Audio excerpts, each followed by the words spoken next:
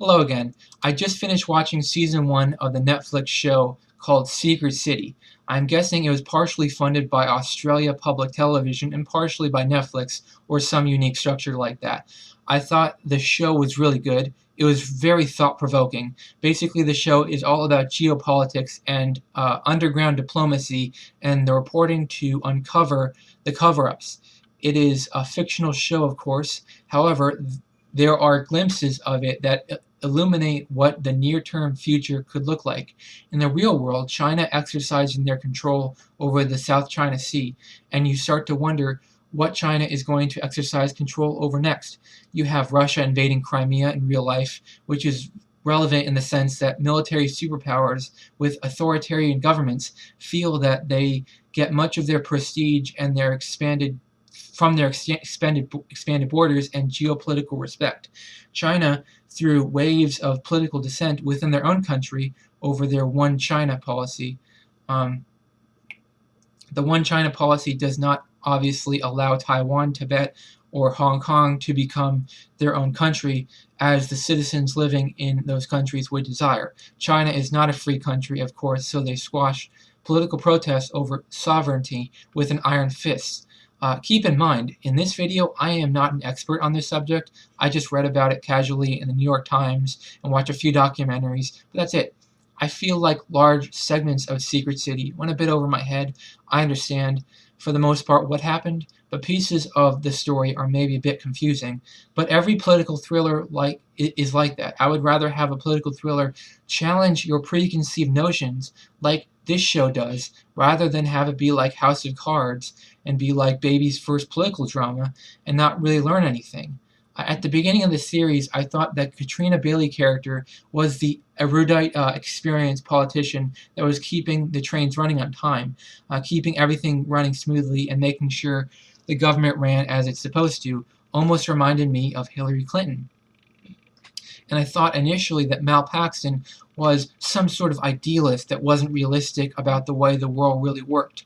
I didn't know if he was compromised by his time spent in China or his affair with the foreign diplomat. I didn't know what was going on with at all. I didn't know what was going on with all that, and I still don't really know what's going on there. I'm not sure if I missed something about Mal's backstory or if it's just a cliffhanger until next season.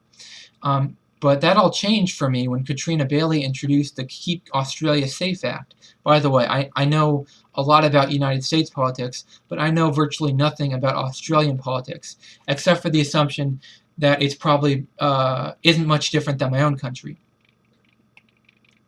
So I was thinking at first that the Keep Australia Safe Act was like the Patriot Act in the United States. All the Patriot Act does is allow the government to read our emails or listen to our phone calls if they have a warrant.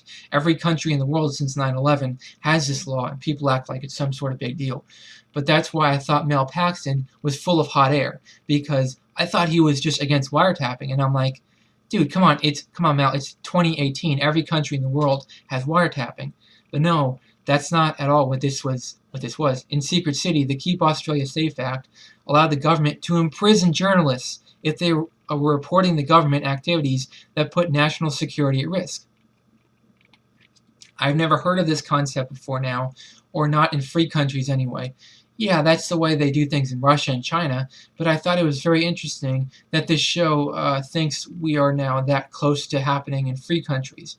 And by the way, if you're one of those people that think China and Russia and Saudi Arabia are free countries, try being a political demonstrator there or being a newspaper reporter and not get jailed for complaining about the government. This is a big difference.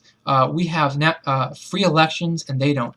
Our reporters can report whatever we want, but their reporters can't. Just because China has free local elections does not make it a democracy or a republic. It's a communist dictatorship. So I thought it was very interesting that Secret City describes a possible future where we lose one of our most basic freedoms, the freedom of the press. I do wonder sometimes if we are starting to become more like China or Russia in ways like that in real life. I I think that some younger people that haven't studied the dictatorships that rose in the 20th century of Hitler, Stalin, Mao, and many times underestimate the possibility of that happening in the United States. Many of the kids born in the 1990s don't study the history and assume that we will always be civilized and don't understand that history repeats itself. Harriet Dunkley, from my understanding, is the only completely ethical character on this show. Actually, I thought all the reporters were very ethical. In The Secret City, I believe that the newspapers are the good guys. Katrina Bailey seems very misguided in her thinking. I guess by the end of season 1, the viewer is led to believe she is in the pocket of the Chinese government or something like that. Yeah, I believe Katrina Bailey is very misguided. But at the beginning of the season, it would seem like Mel Paxton was in the pocket of China. So I guess the entire government is corrupt.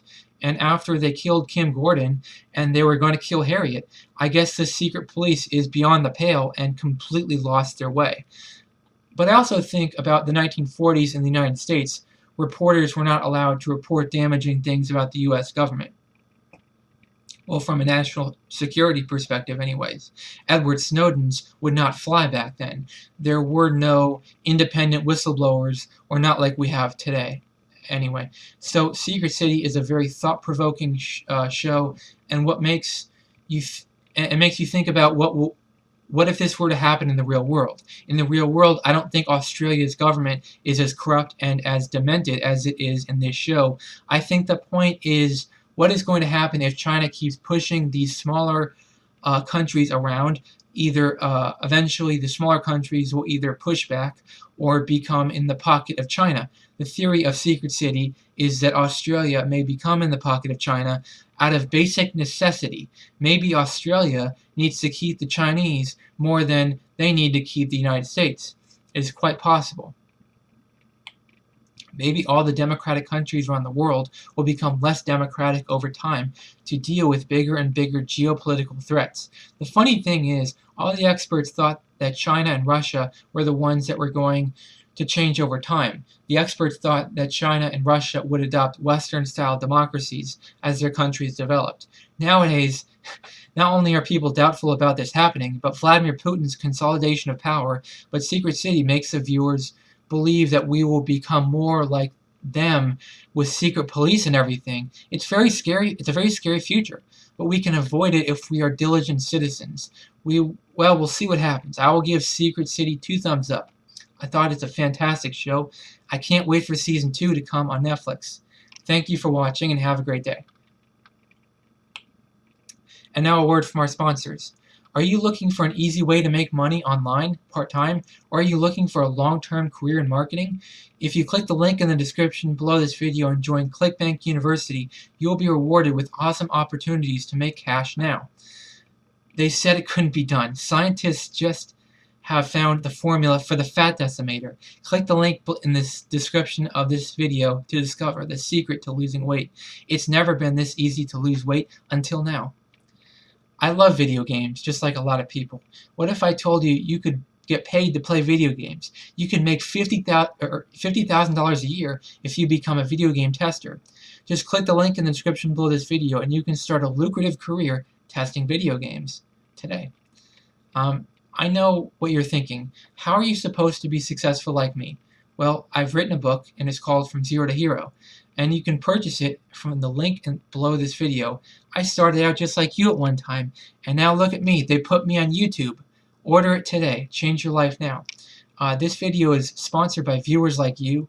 I would be extremely thankful if you support me making content just like this video here. Click the link in the description below to make a donation to my Patreon account.